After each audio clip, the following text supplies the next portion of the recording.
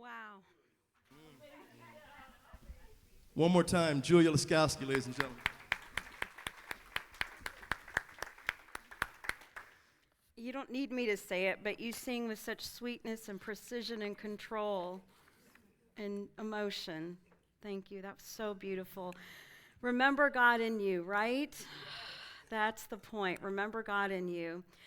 So I'd like to start with yesterday afternoon. My sister and I had the pleasure of spending time together and going to the ballet, one of our favorite things, right? And it was The Little Mermaid. Yes, but not the Disney version, which is really important to know. Really important to know. If you want to know my critique of it, I can let you know afterwards. But it was, yeah. Anyway, it was fabulous, and I tended to say to myself, I don't have time to do things like that, right? I don't have time. I have work to do. I have a lot of work, and I'm busy. I don't have time to take time away to go enjoy myself. I don't have time.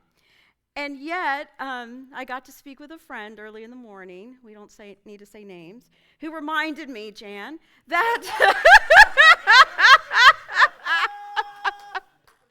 who reminded me, go enjoy yourself, right? Go and have fun.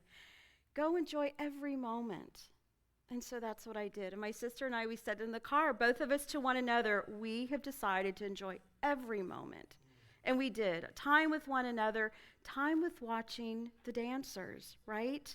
Who do their movements with so much intentionality, so much grace, and they make it look so easy, right? And so watching them reminded me that I am that as well. I mean, no, I'm not on my toes. I get that. Nobody's carrying me, thank God. Because, but they trust they're not going to be dropped, those that get carried, right? They live in that sea, right, of knowing that they have what they need, and they trust their practice. They trust that they've been practicing for years. So when they show up and do a performance, it's going to be effortless, it's going to be beautiful, it's going to be intentional. And so as I watched that, I reminded myself of that's prosperity, right? That's absolute prosperity, just living in that sea and knowing that's the truth of us. So that is hence the reason for the title, Temple of the Living God.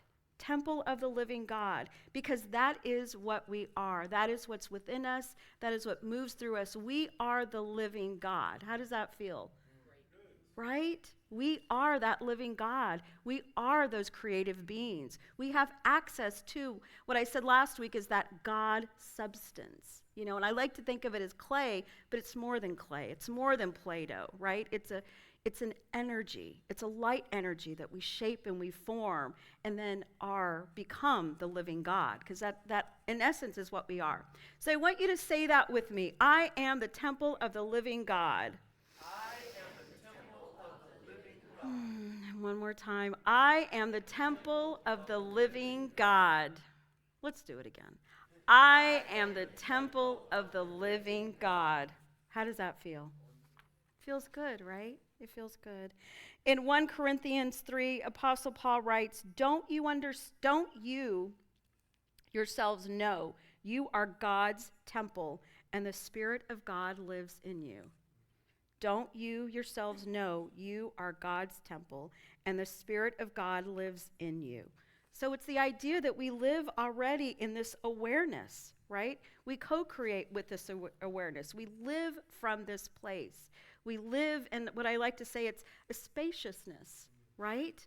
Because we are living in the human and the divine, but we can create the spaciousness between that human and between that divine, right? In the human, it's like I said, I don't have time to go to do that. I don't have time. I have work to do. What is that? Lack and limitation. But yet, when I decided I'm going to do this and I'm going to have fun and I'm going to enjoy it and I'm going to intentionally enjoy every moment and take in every moment, guess what happened? Expansion. And I came home and I felt so good. I was so full with spending time with my sister, filled up by just watching creativity, the creative expression. So that is what I'm inviting us all to do today, is just to know that, to the just very depth of ourselves. And to know this idea of prosperity, I know it can be a lofty concept, right? Because it really and truly it encompasses every aspect of our lives, so it can feel lofty. So what I want us to do is think of a practice that we can use. And the practice that I came up with is ACT. And it stands for something: awareness, curiosity, trust. Okay? So awareness, what does that mean? Aware of where you are in that moment, right? Just practice of where you are in that moment. And then get curious about where are you in that moment. And then trust. What are you trusting? Source. You're trusting source. And you're trusting that the outcome will come from source, right? You will manifest that when you have worked from source. So I want to look at it in two areas of our lives, and that is the emotional and the physical, okay? So I am the temple of the living God, and I act. I act in awareness, I get curious, and I trust. Are y'all ready? Yes. Okay. Sounds like a lot, but it sounds like a lot. I know it does. But here's the thing. If it feels like too much, come to class, okay? Come to class. Because in class, I'm going to walk you through this. We'll even have a body dialogue. Come to class. Also, guess what? I did the sermon notes. So what I'm saying is going to be in the, what's it called? App. Thank you. Okay. So what is emotional prosperity? Let's begin with what is emotion. Who knows what emotion is? Yeah. It's energy moving through you. Right? Just energy moving through you. Who understands emotion in that way? Good for you guys. Y'all get A's. Right? It's energy moving. I've always been so emotive that it's been very easy for me to be stuck in emotion. I've been told, you're too sensitive. Anybody out here told? Yes. I get it. You're too sensitive. You can't be that sensitive in this world. It's not going to get you anywhere, right? So then what do? You shut down. I never could. But some do. They shut down, right? So emotion is just energy moving through you. That's really what it is. And for some of us, it's our ally, it's our friend. It helps us connect to ourselves more deeply. For some of us, it is too hard to feel emotion, and so then we feel locked down because the feeling is too much. And so when I take this idea of emotion, which, I've noticed that so many of us don't necessarily have a healthy relationship. How about haven't had one? I wasn't raised by parents that were saying, why don't you identify your emotion, right? I wasn't raised by that, right? I wasn't. I was told, you're crying too much, right? You're crying too much. Be quiet, you're crying too much. Emotion was too much, because very often it's too much for people to handle.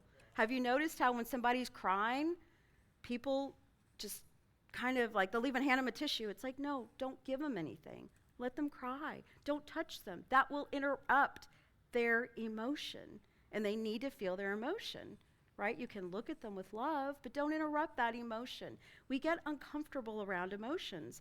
So emotional prosperity for me is, first of all, we want to know we are loved, we are worthy of belonging and connection, right? That's first and foremost. And so then we have to do that with ourselves. And to do that with ourselves, we have to be able to identify our emotions. That's a big one, right? And here's the other piece about it. When you identify your emotion, then guess what? You know what to do with it. You can make choices, right? Because choice is followed by awareness. So it's like, okay, if I can feel anger but then pause, then I can choose, what can I do with this anger? Do I need to ask somebody to help me with this anger? Can I do this with myself? How about I take this to my prayer practice, right? So emotional prosperity is about knowing that you can have those emotions and feel them and be aware of them and identify them, and you can get curious about them. Here's the thing about when you get curious, this is the second step, right? When you get curious about your emotion, guess what? You find that there's an underlying belief under it. Wow. right? There's an underlying belief. So think about me who told myself, I can't go to the ballet because. Think about, I need to work, and work is hard, and I have to work hard to do a good job, right? What is all of that? It's, yeah, stress, limitation, all of that stuff. The underlying belief is work has to be hard for me to be successful. Right? I can turn that around and say, guess what? I'm in this creative space. I live in this creative world. I'm already aligned with the Creator. So work can be easy because I just do it from that creative space. So that's what I chose to do yesterday. And it showed up, right? Don't you agree? It showed up. You better say yes. I'm teasing. Okay, so I believe that emotional prosperity is learning to live in ease and grace with whatever shows up. Isn't that beautiful? It's knowing, and I remember when I once heard a Buddhist monk say this, it's having an inner joy no matter what. Wow. Right? I can have anger, I can have sadness, I can have frustration, whatever it is, happiness, and know there's this inner joy that is always there. And that comes from the practice, right? It comes from the practice. Even simply the affirmation, I am the temple of the living God. So physical prosperity. We live in physical prosperity when we understand our body's purpose. Our body allows us to physically express the life energy that flows through the universe. Did you know that? That's what our body is. It allows us physical expression to live the life and the energy of the universe. Who knew that? Look at that. She gets an A. That's why she's teaching later, y'all, because she knows, right? She knows. That's what the body is. Imagine walking around with your body thinking that. It helps you immediately just have peace with it, doesn't it? When you think, my body's just to express physically the life energy that's already moving. I'm here moving that. The ballet dancers definitely know that. They really know that. They dance as if there's no such thing as the law of gravity, which is what's so impressive to me, but they do. So this piece about knowing the body in this way,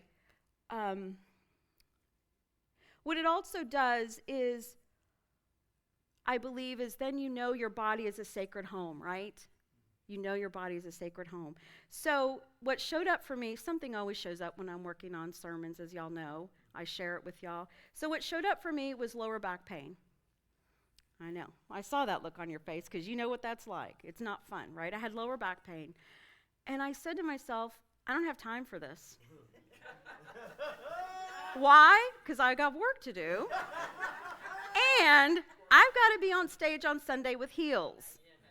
I cannot have lower back pain. That's what I told myself, which wasn't very kind, was it? So then I asked my body, what do you need? What do you think my body said? Rest. And movement. Adjustment.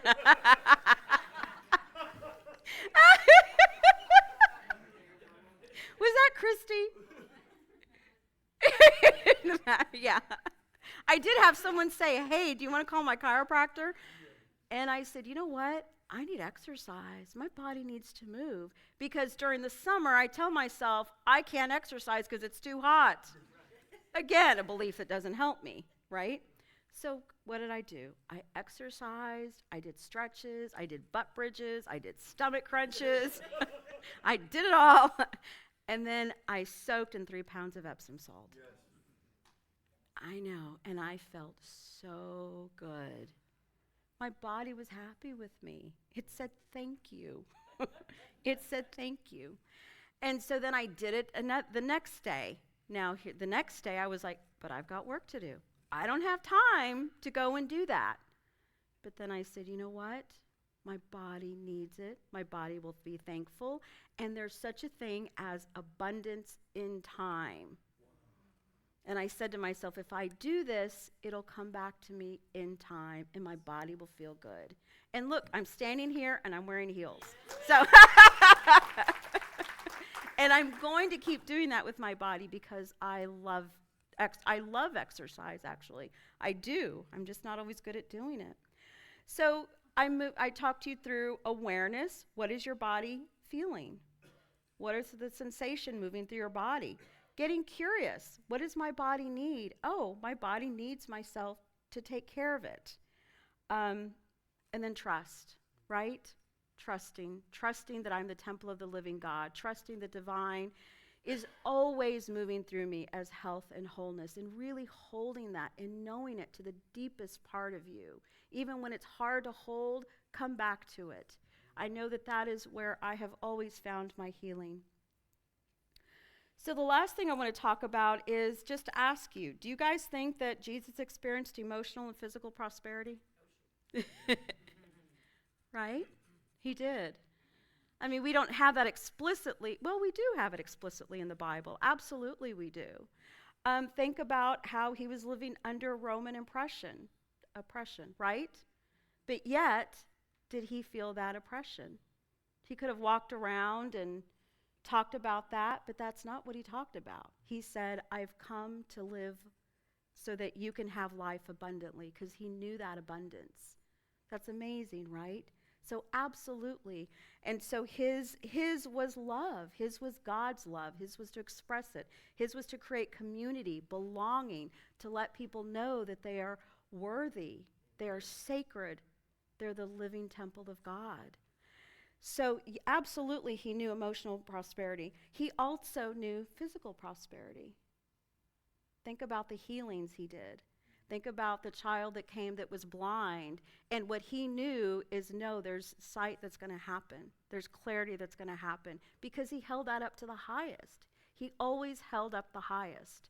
Another place where he did have emotion, it's probably the shortest sentence in the Bible, and I know y'all know what I'm talking about. Jesus cried. Jesus wept. Jesus wept. I'm sure that's the shortest sentence. He wept when Lazarus died. Mary and Martha, that was his friend. It was Mary and Martha's brother, and he wept. He let himself feel his emotion. And then what did he do? He rose him up. And really that raising of him was also, I would like to say, a foreshadowing of what's to come. Because as the reader, you're like, wait a minute. If he can raise Lazarus, yes, what else can he do? Will he be raising himself? So that resurrection, what the resurrection is metaphysically, it's a raising up of the consciousness, the mind, the body, to knowing there's always a connection to the one. It's not a separate, it's always a connection. Isn't that beautiful? That's the resurrection. That's what that was meant to do, and that's meant for us to know. So absolutely, he knew emotional and physical prosperity. So I want to conclude with two poems that spoke to me this week. The first one was written by Rupi Kaur, a Canadian poet and illustrator. I'm tired of being disappointed in the home that keeps me alive. I'm exhausted by the energy it takes to hate myself. I'm putting the hate down. And then a poem that I've read to you before, and it speaks to me, and I'm sure it does to you as well, and that's Mary Oliver's Wild Geese. It's a great companion to this one. You do not have to be good. You do not have to walk on your knees for 100 miles through the desert repenting. You only have to let the soft animal of your body love what it loves. Tell me about despair, yours, and I will tell you mine. Meanwhile, the world goes on. Meanwhile, the sun and the clear pebbles of the rain are moving across the landscapes, over the prairies and the deep trees, the mountains and the rivers. Meanwhile, the wild geese, high in the clean blue air, are heading home again. Whoever you are, no matter how lonely, the world offers itself to your imagination, calls to you like the wild geese, harsh and exciting, over and over, announcing your place in the family of things. Let's just breathe that in. I love you, I support you, and I encourage you.